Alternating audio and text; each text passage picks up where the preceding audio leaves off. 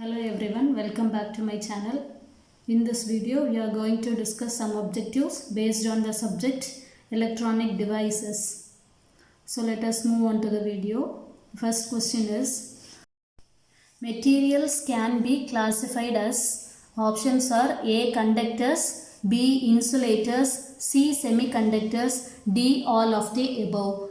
The answer is D. All of the above. Materials can be classified as conductors, insulators and semiconductors.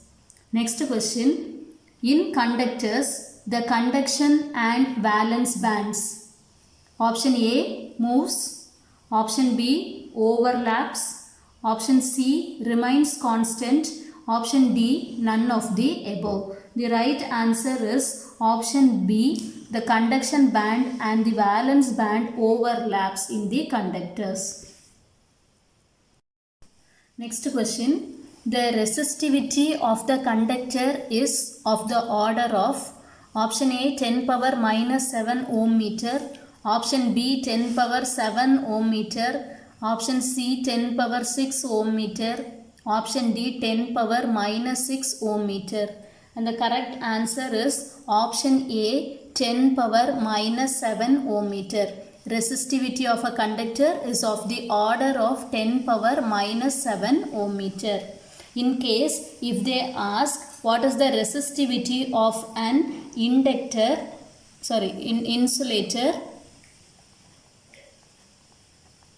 if they ask for the resistivity of insulator, the answer is 10 power 10 to 10 power 16 ohm meter. If they ask what is the resistivity of a semiconductor, then the answer is 1 ohm meter. So, resistivity of a conductor is 10 power minus 7 ohm meter. Resistivity of an insulator is 10 power 10 to 10 power 16 ohm meter. Resistivity of a semiconductor is 1 ohm meter. Next question. Large forbidden gap exists between valence band and conduction band in. The options are option A conductor, option B semiconductor, option C insulator, option D all of the above. The right answer is option C insulator. In insulator, large forbidden gap exists between the valence band and the conduction band.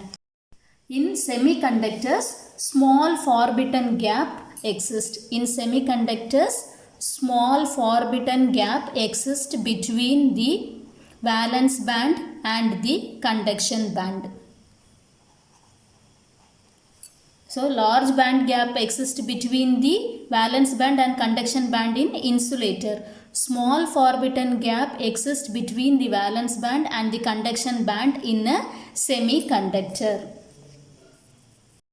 Next question. Most common semiconductors are option A silicon, option B germanium, option C both A and B, that is silicon and germanium, option D barium.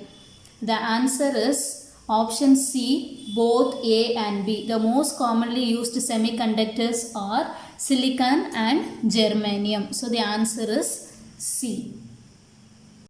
Next question is, pure form of semiconductor is known as, option A extrinsic semiconductor, option B intrinsic semiconductor, option C electron, option D hole. The right answer is pure form of semiconductor is known as intrinsic semiconductor. If they are adding some impurity to the semiconductor, then the answer is extrinsic semiconductor. In extrinsic semiconductor, they will be adding some impurity. Impurity is added to a semiconductor, then that semiconductor is known as extrinsic semiconductor. Pure form of semiconductor is known as intrinsic semiconductor. Next question. Conduction in semiconductor is due to, option A electrons, option B holes, option C electrons and holes, Option D, materials. The right answer is option C, electrons and holes. Conduction in semiconductor is due to electrons and holes.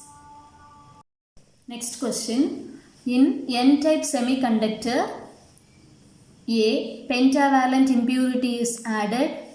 B. There is excess of electrons. Option C. Both A and B. Option D. None of the above. We want to choose which of the statement is right.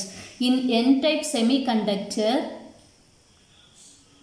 pentavalent impurity is added. That is the right statement. And there is excess of electrons. That is also right statement. So, the right answer is option C, both A and B. In N-type semiconductor, pentavalent impurity is added and there is excess of electrons. In case if you are taking P-type semiconductor, then instead of pentavalent, trivalent impurity is added. Trivalent impurity is added and there is excess of holes. So, in N-type semiconductor, pentavalent impurity is added and there is excess of electrons. In P-type semiconductor, there is trivalent impurity is added and there is excess of holes. Next question. In forward biasing of PN junction diode, the resistance is.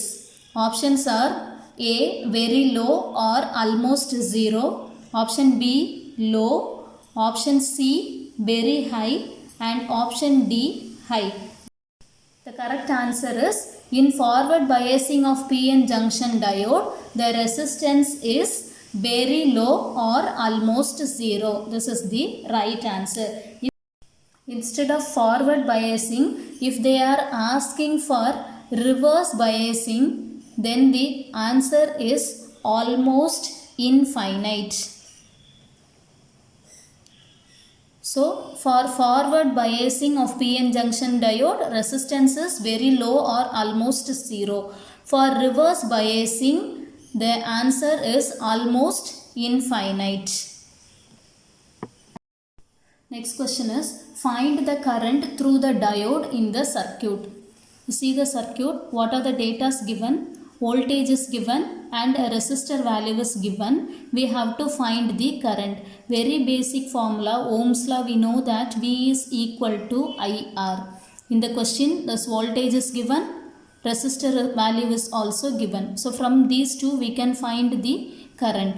So, to find the current, the formula is I is equal to V by R. We know the value of V. V is 10 volt by resistance value is 20 kilo ohm. Kilo ohm is in the sense 20 into 10 power 3, which is equal to, we can cancel this, 1 10 is 10, 2 10s are 20. So, we will be getting 1 by 2 into 10 power 3, which is equal to 0.5 into 10 power minus 3, which is equal to 0.5 milliamps. So, the right answer is option C, 0.5 milliamps.